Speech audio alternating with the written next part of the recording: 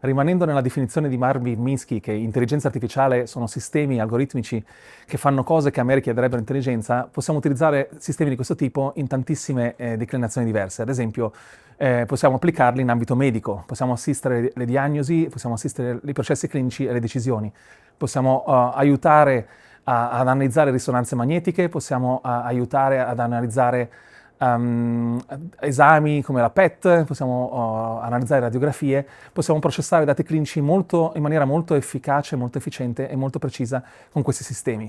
Ovviamente assicurandosi che che non rimpiazzino l'attività medica, ma che la assistano e la velocizzino e ne riducano il tasso di errore.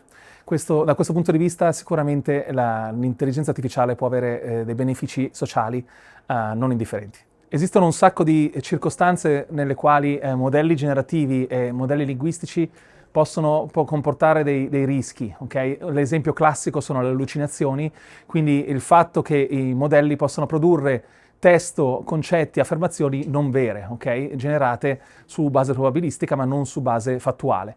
Quindi è giusto che noi questi sistemi che possono portare a discriminazione, bias o a cattivi output, okay, vengano in qualche modo controllati e etichettati come ad alto rischio e governati a livello europeo. Questa è una cosa molto buona, l'AI Act ci protegge da queste situazioni, specialmente adesso che lo European Health Data Space andrà in vigore, quindi avremo un repository dei dati medici, okay, e bisognerà in qualche modo assicurarsi che l'utilizzo dei dati sia per finalità positive e possa avere un impatto positivo sulla società.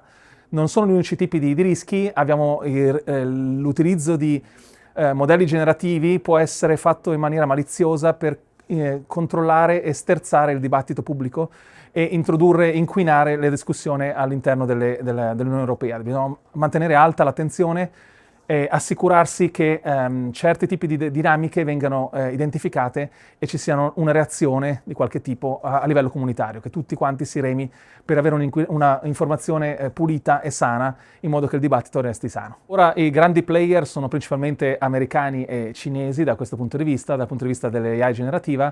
È giusto che anche l'Europa adesso si cominci a dotare di propri sistemi, okay, caratterizzati da dati e approcci tipicamente europei. Sono molto favorevole all'idea uscita negli ultimi giorni, in particolare proposta da Parisi, di avere un CERN delle AI in Europa in modo da attrarre tutti i talenti migliori e cercare di spingere il più possibile per soluzioni realizzate da noi. Okay? Quindi costruire hardware specifico, costruire algoritmi specifici.